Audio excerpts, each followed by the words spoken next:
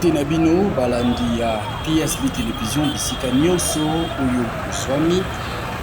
bisika nyonso oyo bomesana kolanda biso na bandako na babureau na bisika ya ndenge na ndenge topesi bino mbote ntongo etani na Kinshasa, capitale ya République démocratique du Congo. Kinshasa métropole mboka monene oyo ezali carrefour bisika ba culture ebele eya kokutana bandeko ya ba province nyonso pratiquement bazali awa na ville ya Kinshasa. Alors ntongo etani bato nyonso babimi caméra ya PSB télévision pe ebimi na nzela elakisa bino lelo tumemi bino wapi, tumemi bino na Tchangu. Oui, district ya Tchangu oyo ekenda sango oyo boyebi lelo tumemi bino na Tchangu, particulièrement na arrêt babengaka Pascal. Arrêt Pascal ezali na ngambo ya Masina na côté gauche pe na ngambo ya Kimbanteke na côté droite. Alors justement esika oyo tozali ezali oyo babengaka route Mokali. Voilà, bandeko ebele surtout bazali na diaspora bayebi nzela oyo mpona bandeko oyo bavanda kotoyo to bafréquenta yango kala boyebaka te soki avenue oyo ekoma ndenge nini yango PSB télévision epesi bino occasion pour voyager sans que vous se déplacer, pour vivre ambiance oyo elekaka awa sans que vous se déplacer. Voilà, awa tozali na route Mokali na Pascal, arrêt Pascal po bomoni wana na nsima ezali saut de mouton ya Pascal nde bozali komona population koto ezalaka makasi nde bozali komona bandeko bazokende bamisu bazozonga bamoto mpe epai me nzela mpenza ya malonga ezali te nde bomoni entrée ya Pascal oyo ezali ya kobeba antuka mingi ya koloba mpona yango eza te mpo bino moko bozomona na place ke nzela ezala na asphalte ezala na macadam nde tolobaka awa tomoni nde bacarton ebele na macadam bino mpe bozali komona yango bacarton na mabele toyebi te soki bacarton oyo ezali bandeko ya bamagasin eza ndinga nde babwakaka to ezali population to ezali bakonzi bango moko batia yango awa po remplacer macadam en tout cas toyebi te mais tokonstate yango nzela oyo surtout na entrée awa ezali pratiquement abandonné, délabré, impossible en tout cas mituka eleka na ndenge esengeli pamba te nzela ezali ya kobeba makasi. Alors topusani na mopanzi ya droite nde bozali komona ezali wenze entrée ya wenze babengaka wenze ya cinquantenaire, alors que na côté gauche ezali ba magasin ya ba indien ba chinois na ba pakistanais basalaka ba commerce na bango awa na mopanzi pe koto bana mai bazali koteka na bango po baluka quelque chose mpona kolesa bana. Alors nzela oyo ezali nzela moko ezali na importance très capitale pamba te ezali nzela oyo ezomema bisika ebele ezomema na Ferbois. Donc bandeko bayebi Ferbois okende na nzela oyo soki olingi okende esika babengaka ngambo ya pont okende na nzela oyo, soki olingi okende na esika babengaka wenze ya songisongi okende na nzela oyo, soki olingi okende na Kibunda collège okokende na nzela oyo, soki mpo oleki olingi okende ntina Kikimi okoleka na nzela oyo. Donc ezali mpenza artère principale oyo epermetaka ke bandeko bautaka na bakatikati ya bakartier ya kati kuna babima boye mpe bakende na centre ville to bakende na bisika ya ndenge na ndenge. Na bino moko botala eta ya nzela oyo bozomona eza fulu te ezali nde macadam nde esengi ezala awa. Mais malheureusement l'État a sundoli yango parce que tozomona ata engin moko te ata perspective moko obomisa yango ezali te. Donc awa moyen moko kaka ya koleka oyo tozomona jusque là ezali bamoto bino moko mpe bozomona yango parce que nde baloba na lingala TV eza radio te, donc baimage ezokosa te, bamoyen de transport ezali te, pamba te nzela ezali ya kobukana. Awa soki olingi oleka, donc il faut zala soit na moto ya 2 pneus ou soit omata na batricycle wana bamoto ya 3 roues oyo awa na Kinshasa babengaka yango moto gizi. Yango wana na ntango topusani mopanzi nde tomoni bamituka mpe yango oyo euti Kibunda collège eye awa mpo ekitisa bato, donc moyen eprogresse ti ekoma na entrée kuna ezali te, bazali obligé ya kosukisa bato awa. Donc voilà, yango bomoni mutuka oyo ezosala manœuvre pour que ekitisa bato na mopanzi mpe kuna bana moto mpe bazocontinue kaka trafic ya bango na bandenge na bango bakumbelaka. Donc un désordre organisé, un désordre voilà, auquel bato nyonso bamesani nango déjà, et ça ne gêne plus personne malheureusement. Biso mpe topusani kaka tocontinue kotambola tolakisa bino ambiance ndenge elekaka awa na mutuka na moto oyo bomoni tricycle bandeko bazomata pour que bakende na bisika oyo bazokende mingimingi batricycle oyo esukaka na ngambo ya pont. Donc soki opusani oprogresse nzela oyo pont moko ezalaka liboso kuna nde basukaka wana. Alors nde bomoni yango ebele boye, donc auto vraiment ezali à la mode na mopanzi mpe koto papa policier akomi obeta bana moto mpo aréguler circulation mpo alobi na bango na monoko bayoki te, asimbeli bango fimbu akomi obeta bango na makolo. Mais bon bango mo bayebi ndenge bamesana na mopanzi koto bomoni ndeko auti kosomba ventilateur na ye na maison bachinois. Koto yo embouteillage ezokipe te na bato ya makolo na bato ya pusu na bamoto na mituka bango nyonso bakarami na embouteillage parce que nzela ezali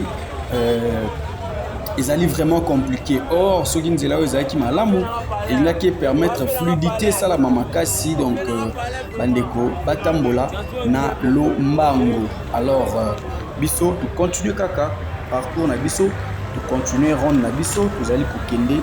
ti esika tokosuka po tolakisa bino ambiance nini elekaka awa na route Mokali, nzela oyo ekenda sango makasi. Route Mokali ezali célèbre surtout mpona marché nango oyo babengaka wenze ya Ferbois. Alors selon baanecdote ndenge toyoka kombo ya wenze wana babengaka yango Ferbois en référence ya fer na bois, pamba te ezali biloko bande kotika principalement na wenze wana. Alors wenze yango eyebani makasi, yango wana bandeko mingi bayaka kofréquente yango, mais lelo ezalaka kaka mpona fer na bois te, biloko mosusu mpe ekoma kotekama nango. Mais le problème ezali kaka nzela oyo ememaka na wenze wana yango oyo botala ndenge eza ya kobeba, botala ndenge ezali délabré. Non seulement wenze quartier nyonso ezali pembeni ya wenze wana mpe bapesa yango kombo ya Ferbois. Alors biso tocontinue kotambola, tocontinue kotala kolakisa bino ndenge bandeko bazali kovaquer librement na baoccupation na bango, bazali kobima pour les uns, kozonga ndako pour les autres. Bamosusu mpe bazali kotambola, baza koteka bachailleur, bazali bachailleur oyo tobengaka bacoopérant, donc bamarchand ambulant, bacommerçant ambulant bazali mpe ebele awa na mopanzi koto oyo tomoni bandeko ya 207 oyo mpe bazali kobelela pour que bazwa baclient bamema bango na badestination na bango. Alors tocontinue kotambola na signalé ki awa tozali bongo na commune ya Kimbanti. J'espère que bandeko ebele oyo bavanda koto oyo bakola koto oyo bazali se retrouver bazali se retrouver. Mais soki mpe olongwa Kinshasa mwa kala ezali pasi mpe po se retrouver parce que bandako etongami ebele biloko ebele oyo ezalaki te lelo ekomi environnement échanger makasi parce que na ba mikolo elekaki mingi penza côté oyo ezalaki considéré comme étant un milieu reculé, hein. Il faut qu'on se le dise, ezalaki considéré comme un milieu reculé, mais lelo yo développement ezali poussa na malembe mais problème baza nango ezali d'abord likambo ya nzela pamba te kokoma awa surtout soki mbula ebeti en tout cas ezali tout un problème donc nde bomoni etamboli na facilité boye ezali parce que mbula ebeti te mais soki mbula ebeti kote oyo ekozala mwa pasi alors kote mosusu oyo tomoni nzela ezali nango bien nzela ezali bien alors j'espère que tokobaluka partir ya awa tozonga tolakisa bino sikoyo na esika oyo touti po awa tomoni nzela ezali bien voilà na mopanzi bomoni station service station essence ekangami na bandako ya ba particulier donc nde bomoni mur ya bleu oyo ezali mur ya séparation entre ndako wana ya étage na station service ezaka motuna tolingi totuna est-ce que ezali permis station service et tout en abongo na ndako ya bato bon toyebi te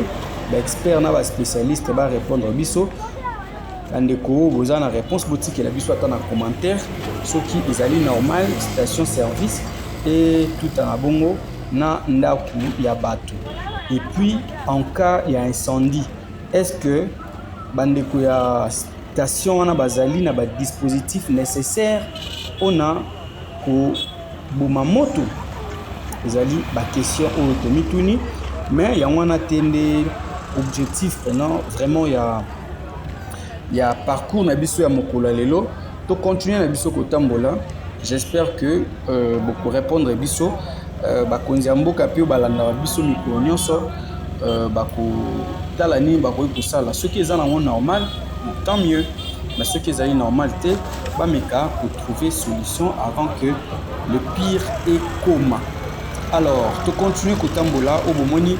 bamituka minene oyo ya milai babengaka yango sprinter awa tobengaka yango basprinter esalaka transport en commun donc ndenge bomoni awa euti kozwa bato awa na route mokali ezomema bango ntina Kibunda collège ezali vraiment musika na awa alors seul moyen oyo epermetaka ke bandeko ya kuna bakoma koto ezali mituka wana ya minene na mopanzi mpe koto oyo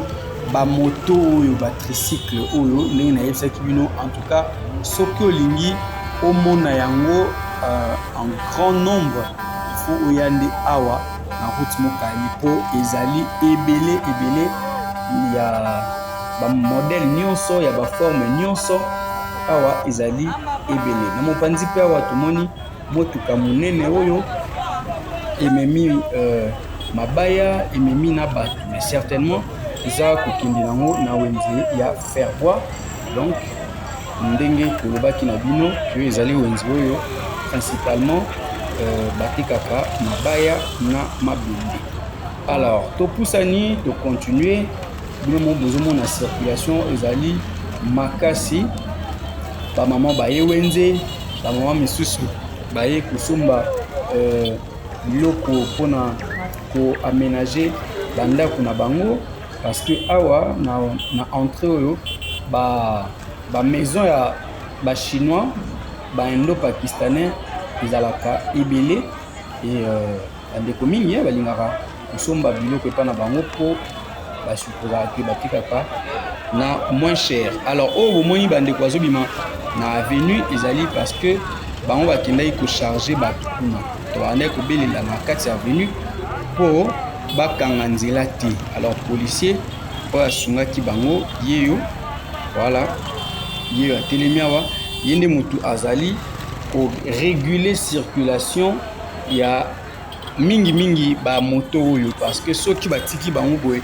désordre ezalaka makasi et puis bambouteillage ezalaka awa na ndenge ya kosakana te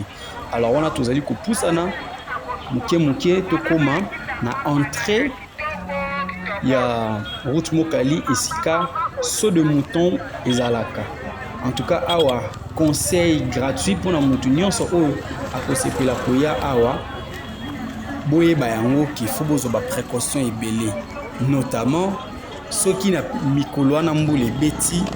Donc ntango ozolongwa na ndako ata le même jour wana mbula ebeti te to le même jour wana météo eyebi soki mbula ekobeta te, mais soki oyebi ke mbula ebetaki lobi oyo eleki to avant-hier, en tout cas milatela déjà babote po place oyo nyonso oyo bozomona bandeko bazotambola boye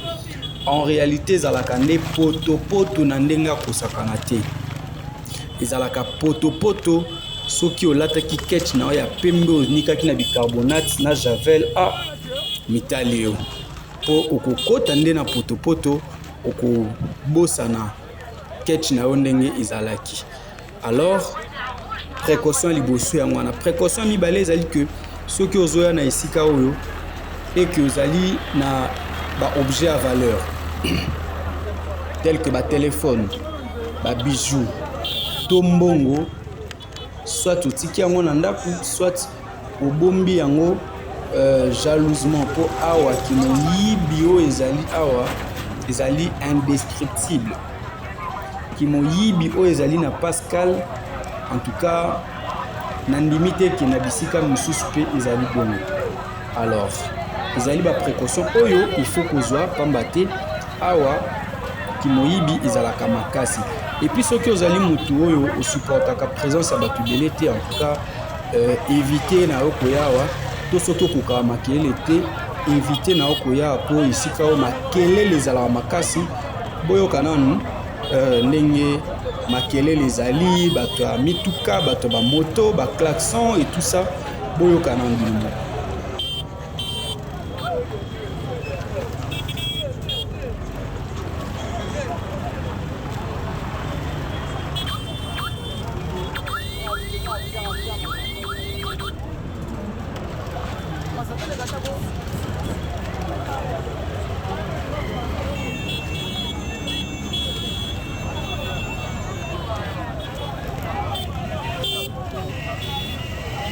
Voilà, au-delà ya makelele oyo nyonso ezali mpe na likambo mosusu ya embouteillage. Awa soki oyeboye yebaka yango ke kotala heure te, bosana heure po awa embouteillage ekoki kosurprendre yo à tout moment et puis ekoki kozwa yo batemps ebele koleka. Awa tokomi wapi? Tokomi na saut de mouton oyo tolakisa bino na musika toza na se na yo, toza na se ya saut de mouton oyo epermetaka que bandeko bazokende aéroport bakende na mwa lombango bakangama na embouteillage te. Mais principe eza bongo, théorie ya mwana, mais la réalité ezali mosusu.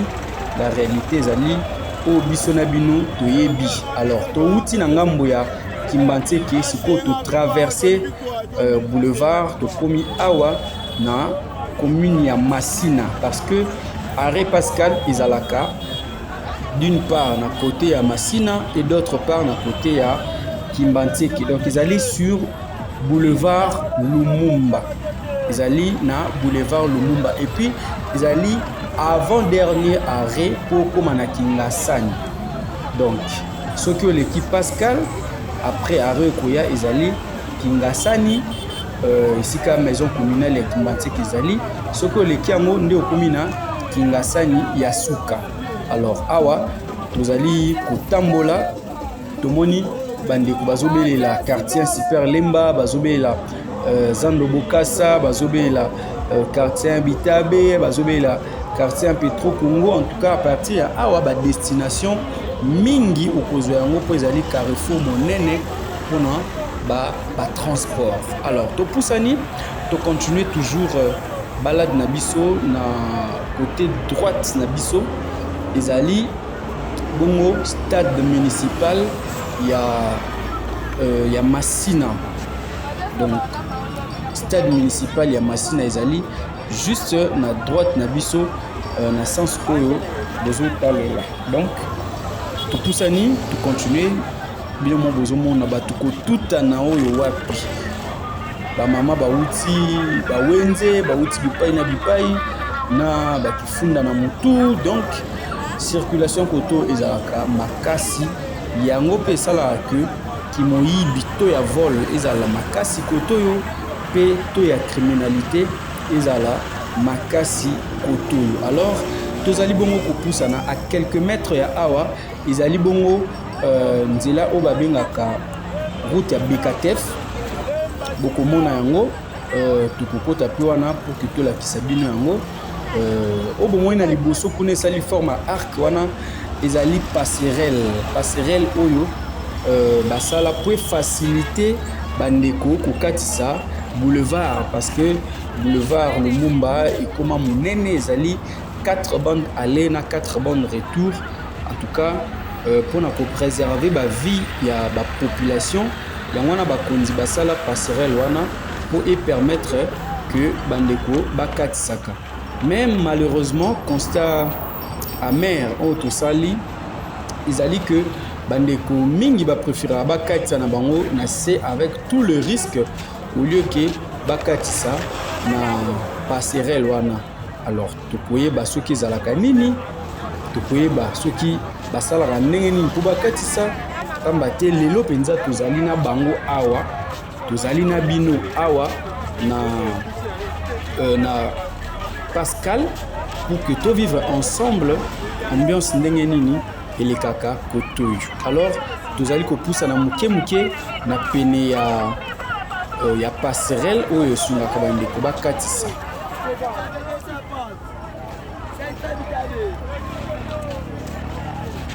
Toujours ba moto tricycle oyo toyebisaki bino tobenga ba moto gizi ezali toujours ko continuer ko bomber. Alors awa mingi basukaka na marché ya liberté oyo tobenga pe Wenzabitabe. Alors kolongwa esika oyo tozali na Pascal ti kokoma na marché ya liberté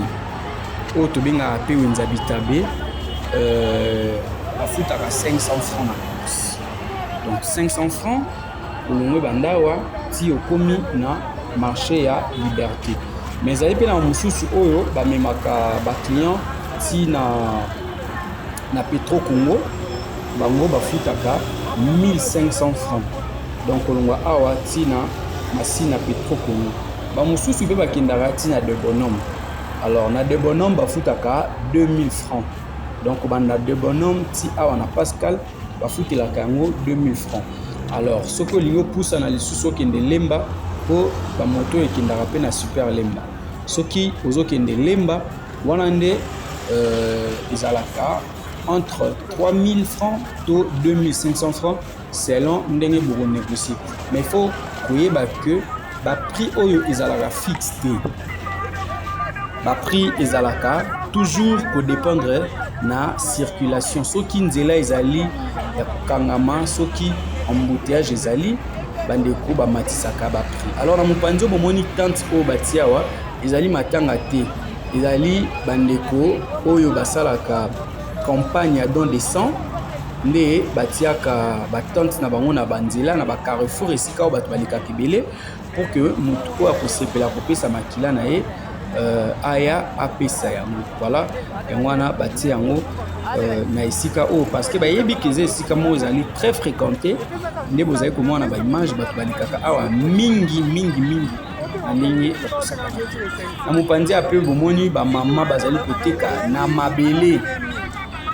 bazali koteka na makadam na chaussée na lingaka tolobaka na prince. Donc bazali koteka penza musika mingi te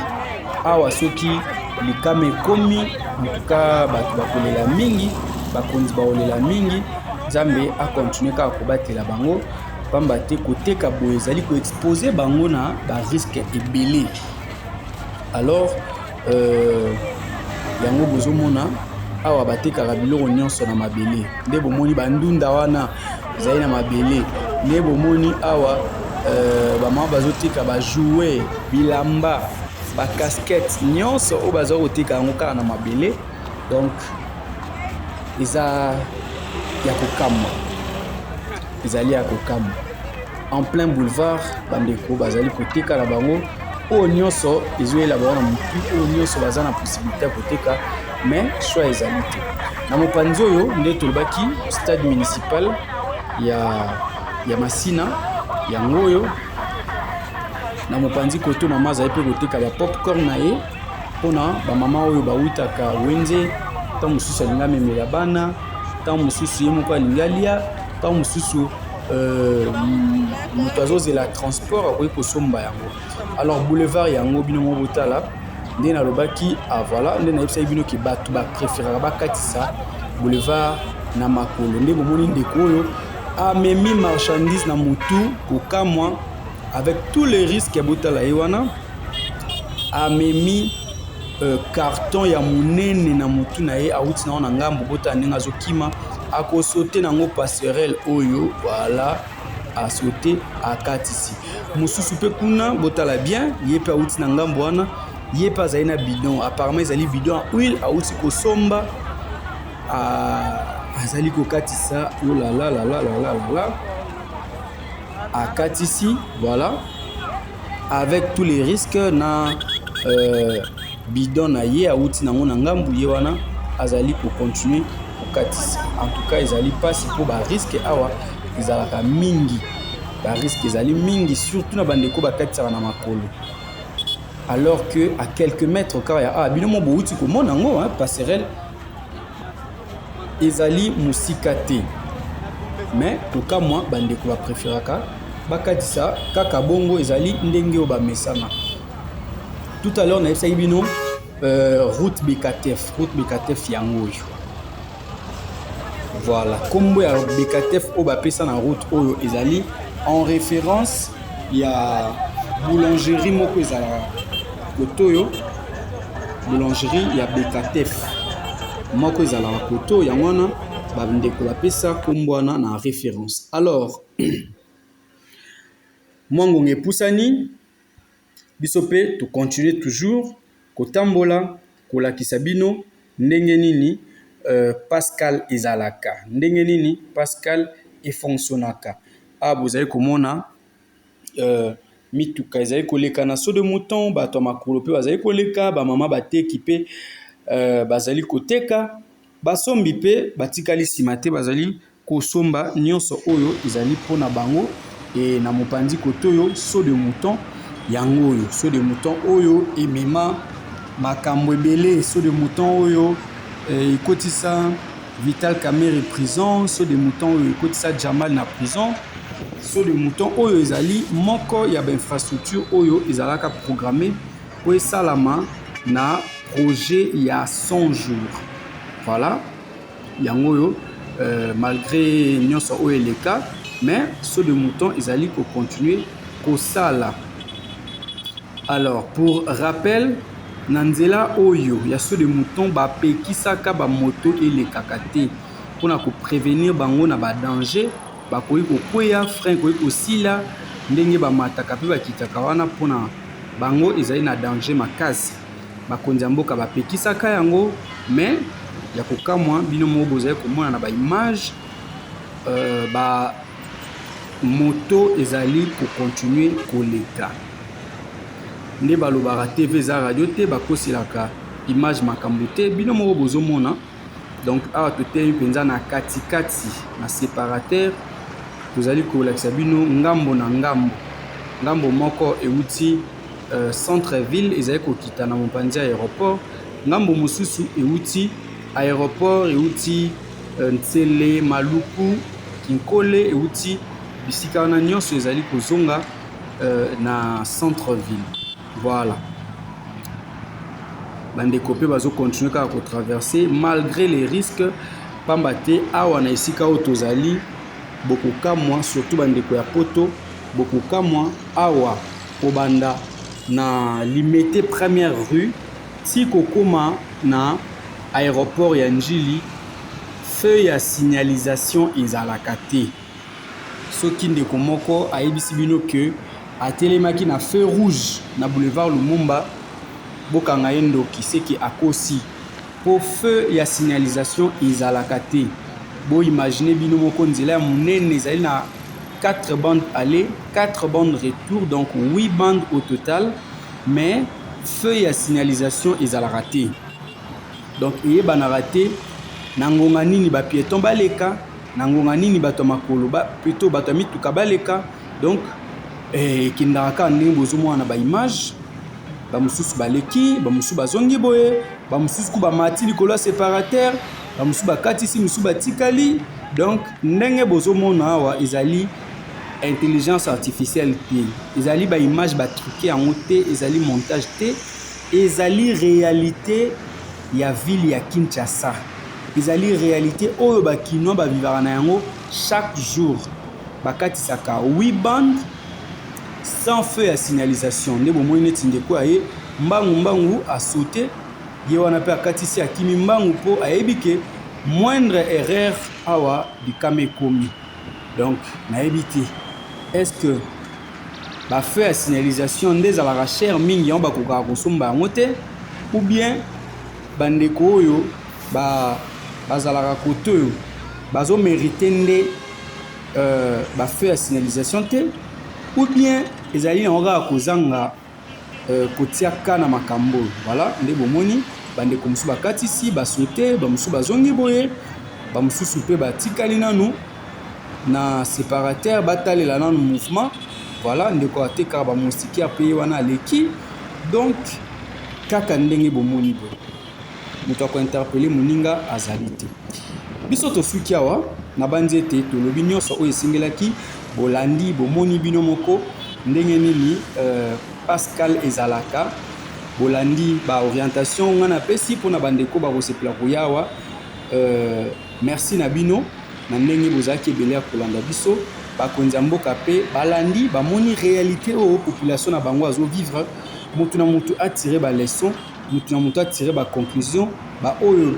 bazali na pouvoir ya kobongisa babongisa pour ke mboka ekende liboso. Totiki bino na kimia, Nzambe abatela bino, tokutani bongo mbala ya nsima na mikolo ezali koya.